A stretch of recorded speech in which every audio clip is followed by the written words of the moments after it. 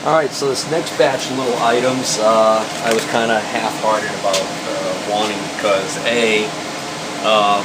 these indexable cutters right here, I had just purchased a couple of these not that long ago, and I think I gave about $5 a piece for them, and so I didn't really need any more, but I figured I'd be willing to maybe take a chance, especially on this one. This is in pretty good shape. It's even still got some carbides in it. But he wanted, I think initially, like $20 a piece for these, and we went back and forth, and what I ended up eventually doing is giving $15 for the pair, so I paid $7.50 a piece for these. This one is clearly, this one's been crashed, but all the hold downs are there, and I think I might be missing a hold down in one of the other ones I have that might be in better shape, so I might be able to make another good one out of two of these. This one, like I said, looks like it's in pretty good shape. A little rub there, that one's lightly gone, a little gouge there. But anyways, that carbide needs to be replaced. So 15 for those two, and $5 for this mag base, which was, you know, it's just an Enco, but what I love about it is that I learned something which I was really glad to know, which is somewhere in one of the Kennedy Toolbox videos I found two bars put together like this with this spring type arrangement here, and I didn't know what they were, and nobody left a comment. So nobody, either nobody realized what they were or nobody cared to tell me. But what this is fine adjustment.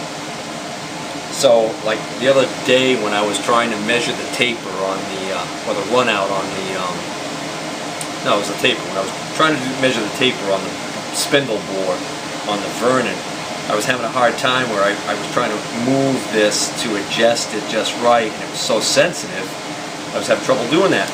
So the idea is you get close, and then you just use this little thumb wheel to do a fine adjustment, which is great. So the other one of these that I have, I believe, is just missing the threaded rod with the thumb wheel on it. But now I can dig that out and put it with one of my other indicator stands. So I was really happy to get that for $5, if for nothing else than to learn what this thing was.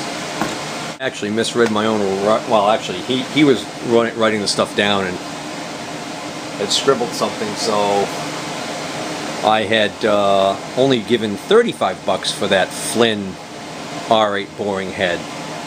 I gave $10 for this little boring head. I've never seen one this style. It's a little itty bitty sucker here, and this is made by somebody in the USA. This is a Taft Pierce boring head, and it's a really little one. And he said that he had gotten this quite a while ago, back when he had a Van Norman milling machine, and it didn't have an R8, so he needed a small boring head that he could just put in a collet. So I figured for $10 it was worth taking that, because I just thought it was kind of cool. I'd never seen one this style before. So this is a Taft Pierce boring head. It's got some age to it, but it moves freely. It seems like it doesn't have any issues. And this is something I could put in a collet if I wanted to use it on the Wells Index machine. Where else are you gonna buy a US-made boring head for $10 unless it's completely broken? So then, the next item on the list is, as I had already mentioned, was the large Starrett level, the 18-inch Starrett for $35. So that's where the two items for $70. It was the large Starrett level and the boring head for $70, so that works out to $35 a piece. So when we started getting down near the end there, and I had looked at some items and put them off to the side as things I didn't want at all, and I had looked at some other items and kind of asked for a price and then put them off to the side, thinking, well, depending on how much I had spent, I might revisit that or see whether or not he'd take less of an offer on that. So I went back to the Pratt Whitney level here, and I said, so what are you going to get for the Pratt Whitney? So he said, "Geez," he said, he really doesn't know what it's worth. So he was concerned about letting it go for too cheap. So he finally put a price of $60 on it, and then we had talked about, I was not quite sure, and because I had asked him whether or not he wanted to do 35 on this one too initially, and of course no way he was going to do that. So he wanted 60, and then he came down to 50. So he was at $50 on this, firm at $50 on this, and I ended up not discounting it, but you think on that. And then originally I had looked at this other item. I had looked at this Myers. This is a Meyer Gauge Makers of the World. Meyer, M-E-Y-E-R. Okay. And this is a full, complete gauge pin set. Starting from large of 250 thousandths, quarter inch, down to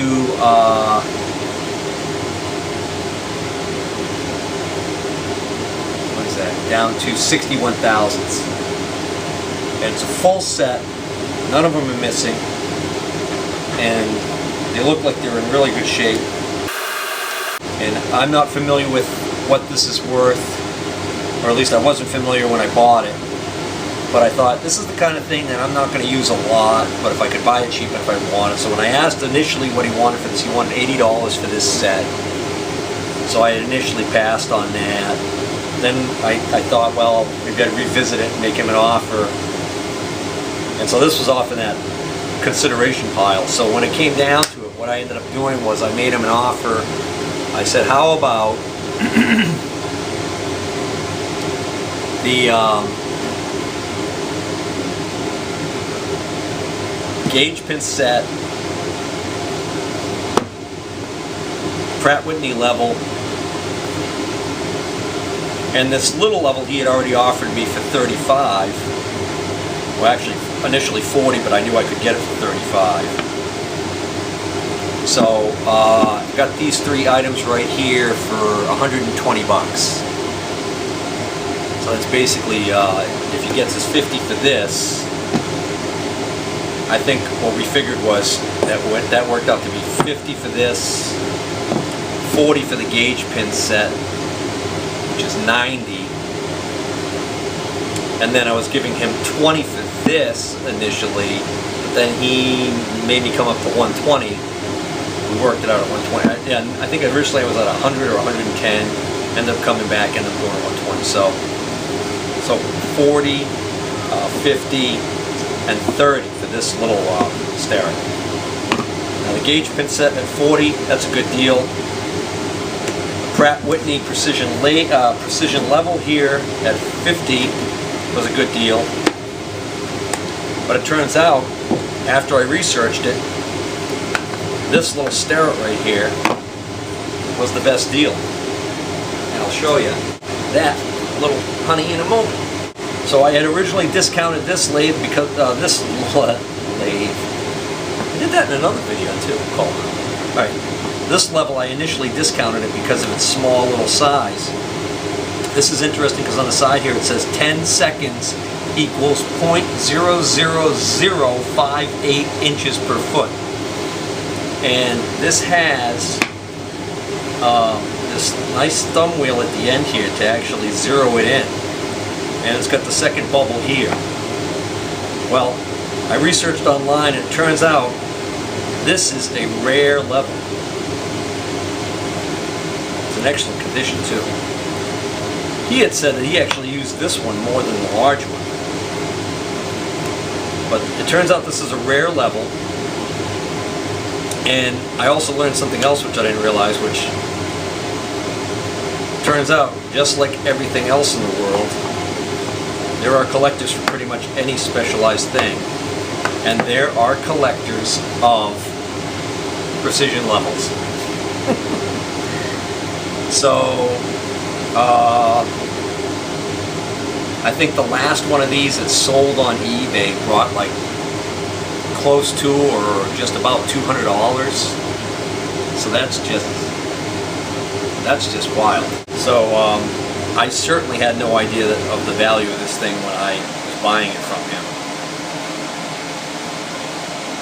Because I probably, if I had known the value of this thing when I was buying it, I probably would have let him know and said that I'm going to pass on that because that he really should sell it on eBay. But because it was part of this lot, this 3-piece lot that we agreed on, that worked out. So I've got one other piece that I bought here on my list for $15, and I can't find it. And his chicken scratch says D.C, which makes me think dial calipers.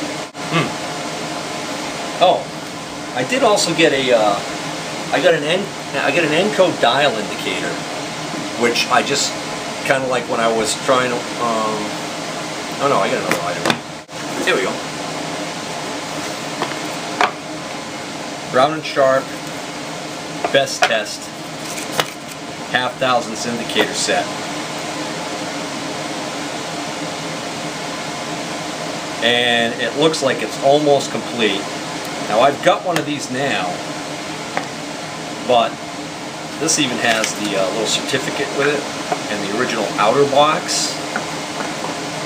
And it's this box is very clean, and this is fairly complete.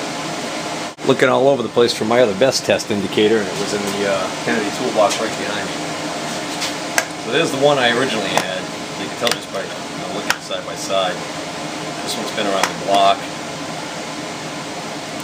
So this one, alright, so that'll solve the mystery as to what goes in this slot. That's missing on this one would be... Oh, these are not identical. What am I doing? This is a half thousandths indicator, but it's got a smaller dial.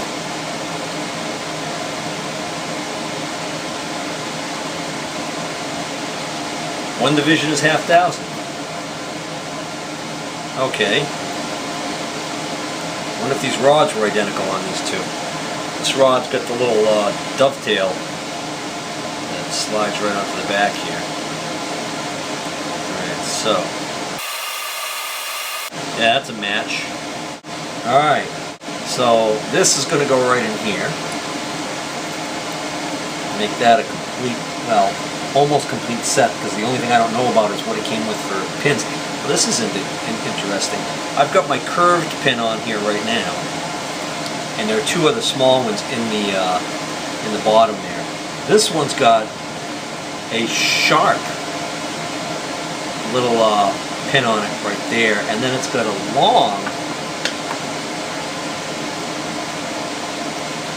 really long pin for reaching into a bore. Hey, that would have come in handy the other last week when I was indicating the bore on the spindle there.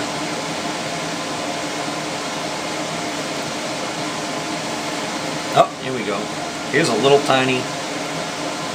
Okay, so here's a little tiny plastic holder that holds a bunch of little pins. And there is one in this, but it's empty. Oh, look at that. That actual little plastic holder thing. It's funny, it appears, right? But it's actually in better shape. So this little plastic holder is going to go in here. This little plastic holder is going to go in here. The long pin is going to stay in there because it doesn't fit in those. There's little tiny flats on here, so you could grab this to unscrew it with a wrench, but I mean, I don't know where you're going to get a wrench that size. They must make them though, right? I guess that would be something that would be good to have in the kit with this. Doesn't seem to exist. Well, I guess for the time being, I'll leave that sharp one on there.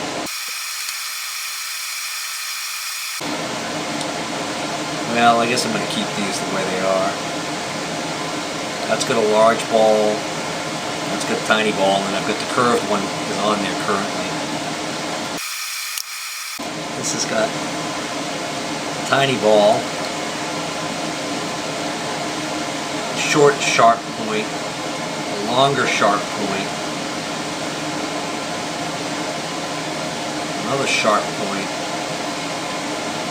and what's on there is a sharp point, so this really doesn't have. Then you have the little ball tipped ones. I'll sort that out at some point. Maybe I could find something that would indicate what this originally came with. This is an anti-magnetic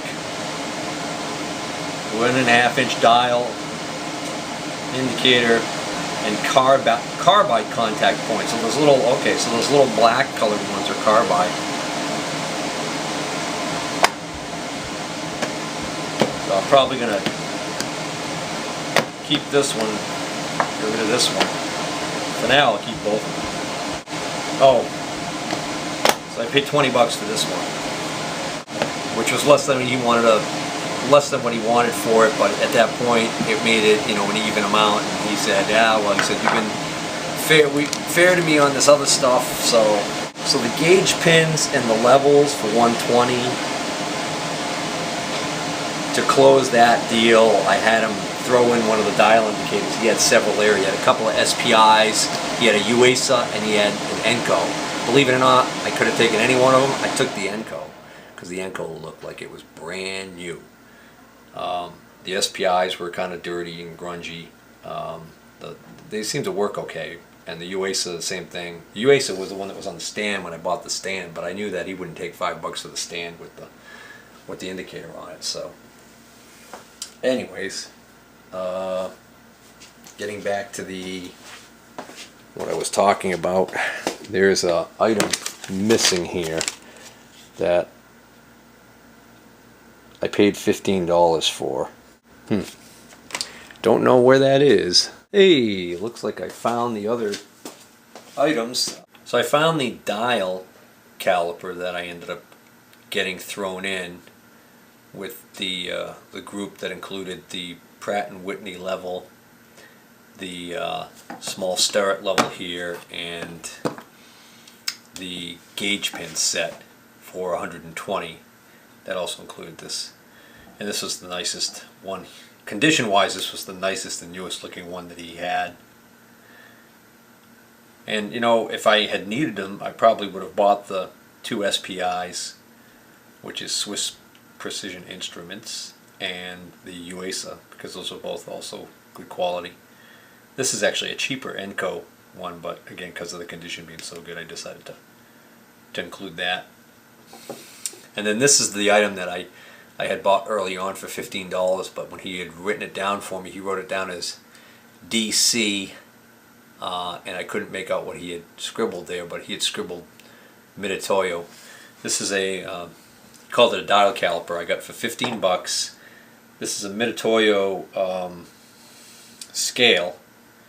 I guess digital scale is what you might call this. And it's mounted to this machine block of aluminum here and this machine block of aluminum here. At some point he had some machine that he was using this on. And he says it needs a new battery, but I trust him that this works and that it just needs a new battery. So what this is basically you could put this on. I was thinking I might either use it on the cross slide on one of my lathes, or I might use it on the quill on the Wells Index milling machine. I guess I could actually even put a magnetic base on it maybe, so that if I wanted to use it you know, somehow with the carriage travel on a lathe, I could do that.